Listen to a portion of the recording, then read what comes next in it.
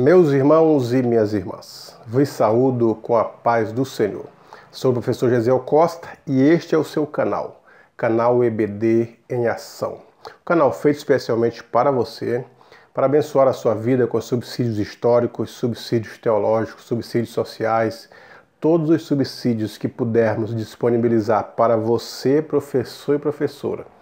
E para tantos quantos acessam o canal em busca de ferramentas que agreguem no seu plano de aula, aqui estaremos cada semana postando vídeos com subsídios, com o interesse de que o professor e a professora tenham o seu plano de aula cada vez mais eficiente, cada vez mais melhorado e com os meus subsídios agregado ao seu plano de aula, ao seu plano de ensino, para que o professor e a professora tem uma aula excepcional, uma aula abençoada, uma aula alegre, uma aula rica, para que os nossos jovens cada dia tomem gosto cada vez mais pela palavra de Deus. Quero agradecer a você que é um inscrito no meu canal EBD em Ação. Te agradeço pelos seus likes, te agradeço pelos teus comentários, te agradeço pela sua divulgação, pela sua participação de uma forma direta ou indireta no canal EBD em Ação. E você que está acessando o canal pela primeira vez, ainda não é um inscrito, corra aí que na tarja vermelha tem escrito inscreva-se. Aí você clica para tornar-se um inscrito no canal. E tornando-se um inscrito, você pode assistir os vídeos aqui postados sobre a EBD. Assistindo os vídeos e gostando, dá um likezinho lá dizendo gostei. E possa comentar também, sugerindo, fazendo críticas. De qualquer forma, você está contribuindo com o nosso trabalho. Acesse o sininho, clica no sininho, porque quando você clica naquele sininho que está do lado direito seu aí do vídeo, você é notificado de vídeos novos. Toda vez que eu postar um vídeo novo, você vai receber uma notificação. É como se o canal estiver dizendo, corra lá, que tem vídeo novo no canal EBD em Ação. E você vai receber essa notificação em primeira mão. Os vídeos dos trimestres passados, eles estão disponibilizados através de playlists, que são pastas com os vídeos do trimestre. Cada pastinha daquela é o trimestre inteiro. Você pode ter acesso aos vídeos antigos dos trimestres passados, do ano passado, tanto as lições de jovens também como as lições dos adultos. Hoje, no dia 14 de abril, estaremos estudando a lição de número 2, datada do dia 14 de abril de 2019, cujo título é Nem Pobreza e Nem Riqueza, mas o Necessário. E o texto do dia está em Mateus 6:21, com essas palavras: porque onde estiver o vosso tesouro, aí estará também o vosso coração. A síntese: o dinheiro pode se tornar um Deus ou um instrumento de bênção.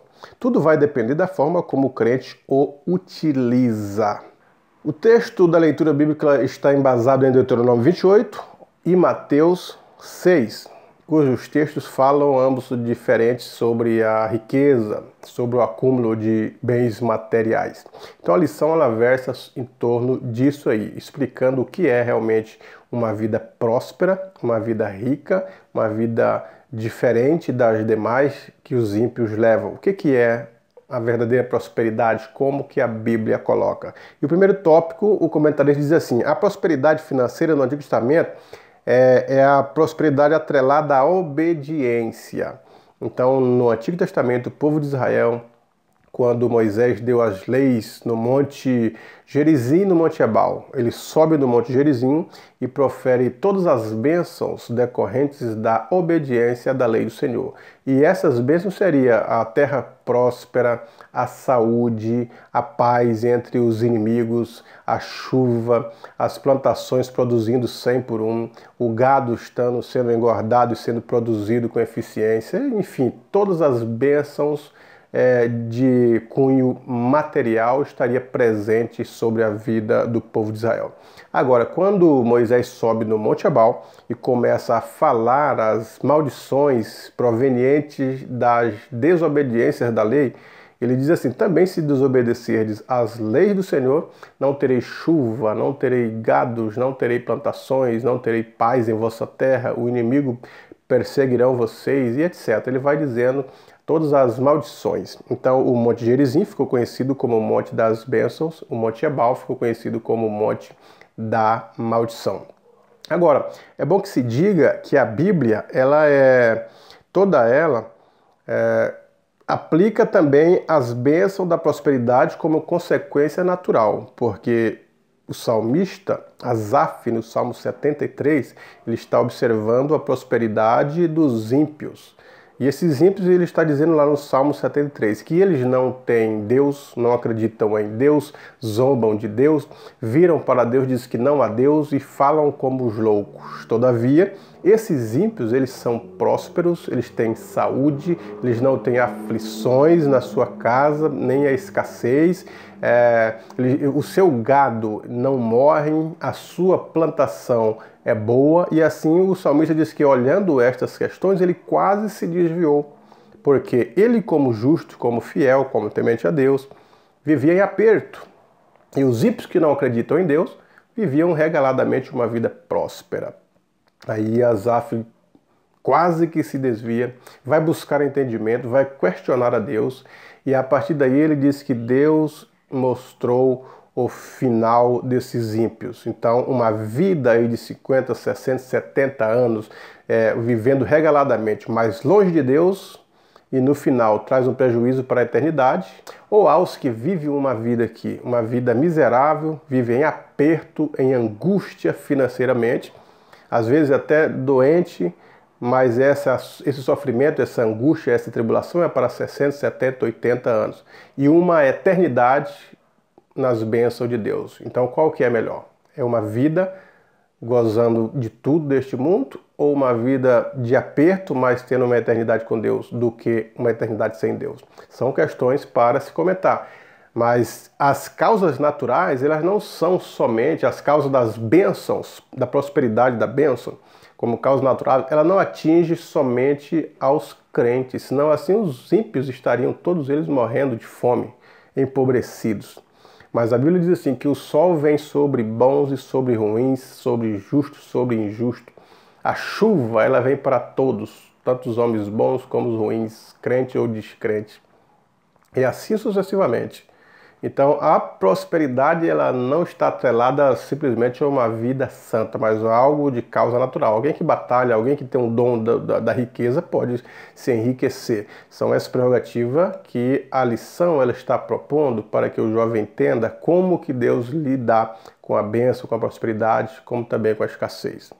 Tópico 3. Bem-aventurado quem mantém sua integridade o tempo todo. Olha só como que a Bíblia ela relaciona essa prosperidade. Se você pegar e começar a ler a história de José, que ele foi vendido como escravo ao Egito para a casa de Potifar.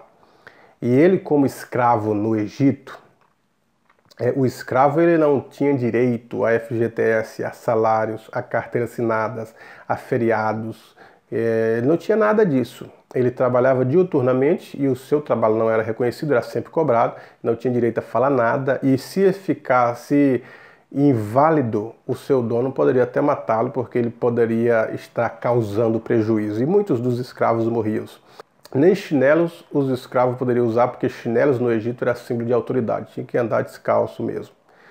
E José estava nesta situação, com roupas de escravo, vivendo uma vida de trabalho, sem reconhecimento. A não ser quando ele acha graça entre os demais, e achou graça, que era algo extraordinário, achou a graça do patrão, e o patrão colocou ele como responsável pelos demais escravos. Foi a única promoção que ele tinha.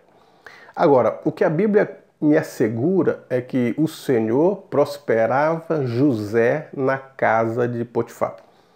Que prosperidade é essa? Que ele não tinha carteira assinada, não tinha salários, não tinha fundos nenhum do seu trabalho, era um escravo, era como se fosse um objeto, como se fosse um animal de uso.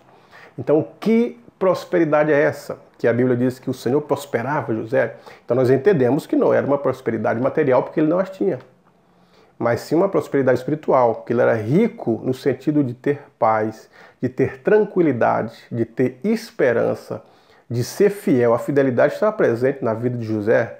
A gente percebe isso quando ele rejeita as propostas carnais da sua patroa. Então nós observamos o quê? Uma prosperidade espiritual. Então quando a Bíblia fala de prosperidade, não é somente no âmbito material, mas no âmbito espiritual. Quando lemos a carta de Paulo aos Efésios, a igreja que estava em Éfeso, ele começa a dizer: bendito é o Deus e Pai de nosso Senhor Jesus Cristo, que nos abençoou com todas as sortes de bênção nos lugares celestiais. Então aqui é uma bênção espiritual. Então ela não é só no âmbito material. Então é sobre essas questões que nós precisamos entender o que a Bíblia fala sobre a prosperidade. Tópico 2, o comentarista fala: a prosperidade financeira e o cristianismo. O maior tesouro é fazer a vontade de Deus e viver em paz. A maior riqueza que o cristão tem na sua vida é a sua vida espiritual.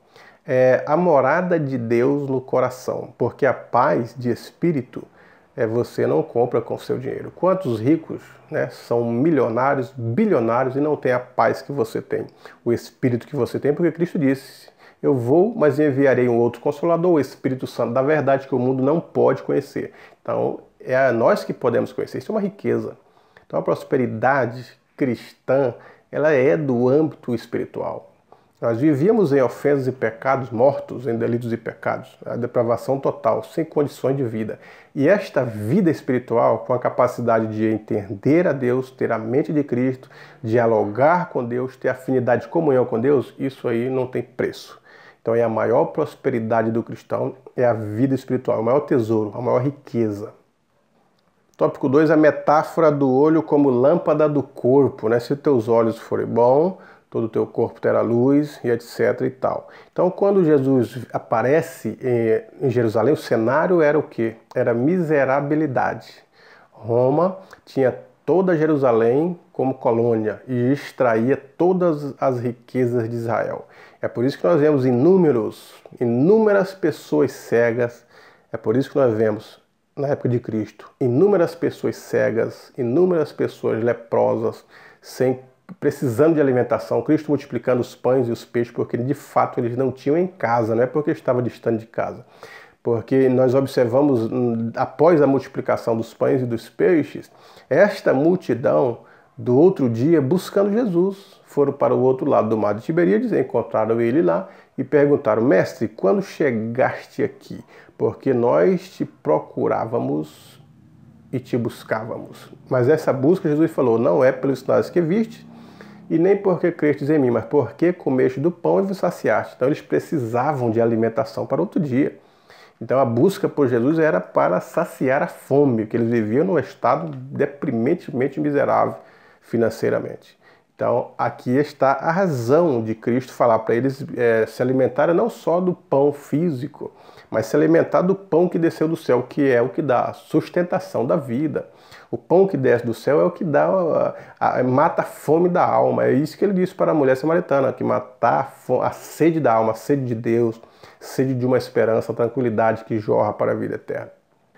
A escolha entre servir a Deus ou ao materialismo e o Deus Mamon. Então, algumas pessoas têm sido extremistas, dizendo assim que o dinheiro é a raiz de todos os males. Não, o dinheiro ele soluciona muitas coisas, tanto os justos como os ímpios, tanto os bons quanto os ruins, tanto os crentes como os não crentes, os incrédulos, eles precisam do dinheiro. Todos nós precisamos de dinheiro para o nosso sustento, é a moeda corrente do mundo inteiro, nós precisamos disso. Agora, o que a Bíblia condena é o amor ao dinheiro. Aí essas são as questões, que já vem o amor que está arraigado na alma, a avareza, a cobiça, a ganância, isso aí são questões das obras da carne que pode dominar a vida de alguém. Isto é condenável, isto é pecado diante de Deus. Então são esses aspectos que nós precisamos tomar cuidado. Não é o dinheiro. Agora a busca desenfreada pelo dinheiro, em primeiro lugar, e o esquecimento de Deus, aí causa essas questões. Como disse os provérbios de Agur, não te peço a pobreza e nem a riqueza, porque enriquecendo-me vem a esquecer de ti. E não peço a pobreza, porque na falta vem a furtar. Aí ele fala, mas me mantém da porção de cada dia. Então, nem um extremo nem o outro, ele pede o pão de cada dia. Jesus está em consonância com as palavras de Agur, quando ele fala na oração do Pai Nosso. O pão nosso de cada dia dai-nos hoje. Então, Cristo ele está certamente ensinando os discípulos uma forma correta que está de acordo com toda a Bíblia Sagrada. Então, nós observamos da seguinte forma, o que a teologia da prosperidade, que invadiu diversas igrejas, diversas denominações, vem colocando, é que, de fato, a pessoa que é fiel a Deus, ele é abençoado, ele não pode adoecer, ele tem que estar próspero. Se a pessoa ela não tiver saúde, é porque ela não é fiel a Deus. Se não tem riqueza, é porque não tem fé e nem é fiel a Deus. Então, o que eles propõem é exatamente isso. E, além de tudo, desapego a essa riqueza. É uma contradição, uma espécie de contradição que é pregada nessas rodas de prosperidade. A teologia da prosperidade visa o dinheiro, mas quando a pessoa adquire o dinheiro, tem que dar o seu tudo. Tem que chegar e distribuir o dinheiro para os líderes religiosos. A Bíblia não fala dessa forma. A fé não está atrelada ao dinheiro, ou o dinheiro à fé. A fidelidade não está atrelada às riquezas ou à bonâncias. Não, senhores. O que a Bíblia propõe é totalmente diferente. Quem diz que o crente não pode adoecer é consequência dos pecados. É consequência também das causas naturais. O pecado original que eu digo aqui. A pessoa ficar na pobreza, e Jesus Cristo mesmo disse, os pobres sempre tendes convosco. Ele não disse que os pobres ficariam fora do reino de Deus ou porque os pobres eram pobres pela falta de fé. O que a teologia da prosperidade tem pregado é que você tem que ser rico, que Deus deu o melhor dessa terra para você. O que eles têm pregado acerbadamente é que o cristão deve ser cabeça, né? Quer dizer, tem que ser rico, tem que se sobressair em todos os âmbitos. Isso aí tem causado uma busca desenfreada pelas riquezas e esquecido o reino de Deus, tem ficado para segundo, para terceiro plano. Então não é uma forma adequada de ensinar as pessoas sobre a riqueza. Como eu disse a princípio, a riqueza, a prosperidade não está atrelada aos bens materiais, a riqueza, a prata, o ouro, não é isso. Mesmo que na época de Cristo eles tinham isso também, esse pensamento é da antiguidade, de que o cristão fiel, o cristão abençoado, é aquele que é rico, é aquele que tem saúde. Então esse é o cristão abençoado, negativo. Então fosse assim também os ímpios poderiam entrar nessa categoria de justiça e de bênção. E a Bíblia não expõe dessa forma. O próprio Salvador, a Bíblia diz que o Salvador, o profeta dizendo que o Salvador virá sobre ti, pobre e necessitado. E alguns dizem que Cristo tinha casa de praia, então que era muito rico, tinha até um tesoureiro. Mas o que a Bíblia fala de Cristo é que o Filho do Homem não tinha onde repousar a cabeça. E quando ele nasce, os seus pais oferecem um pombinho como sacrifício no dia do nascimento do menino. O pombinho era característica de famílias pobres. As famílias de classe média ofereciam uma cabra, um carneiro, e as pessoas mais ricas um boi. Agora, os que não tinham condições financeiras ofereciam um pombinho. Foi o que a família de Jesus ofereceu. E ele estava em Nazaré. E as pessoas diziam, poderia vir alguma coisa boa de Nazaré? Porque Nazaré era uma região de pobreza. E Cristo veio de lá. E ele é conhecido como o carpinteiro de Nazaré.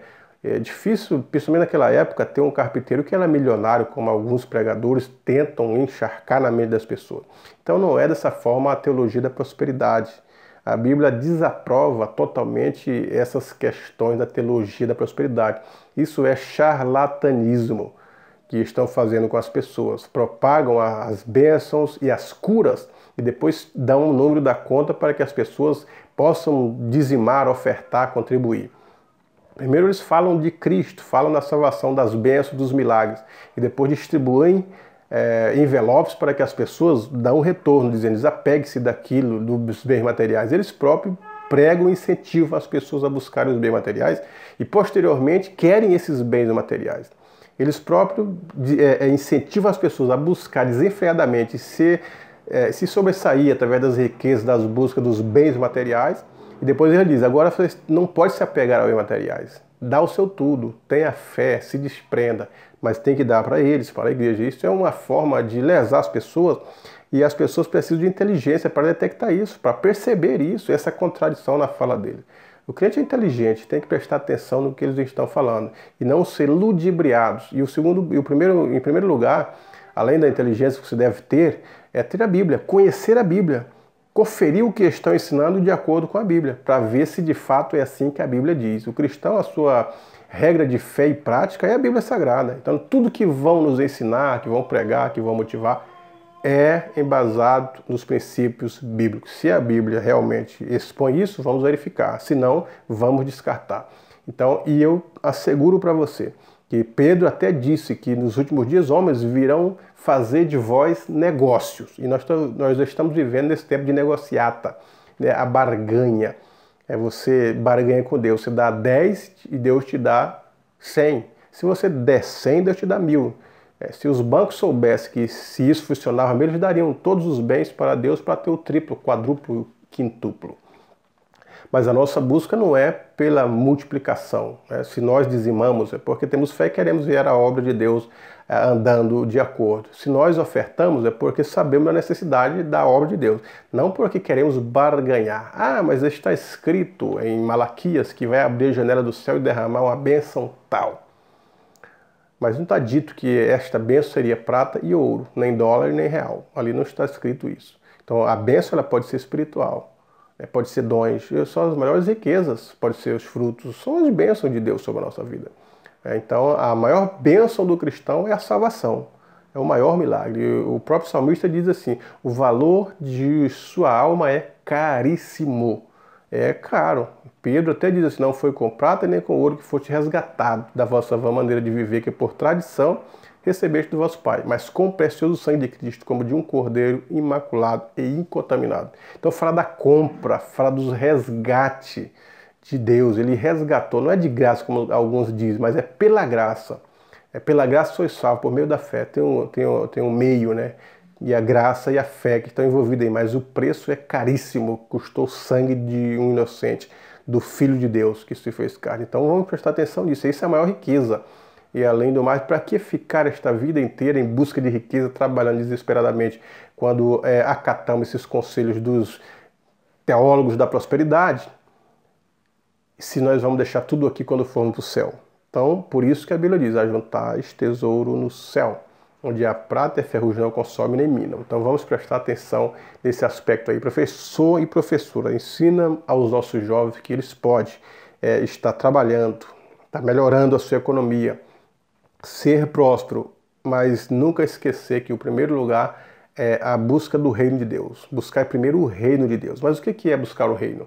Eu falo em outros vídeos aí sobre o que é o reino, como buscar o reino. Porque muitos pensam que o reino de Deus é o milênio. Mas eu falo em outros vídeos o que é o reino de Deus.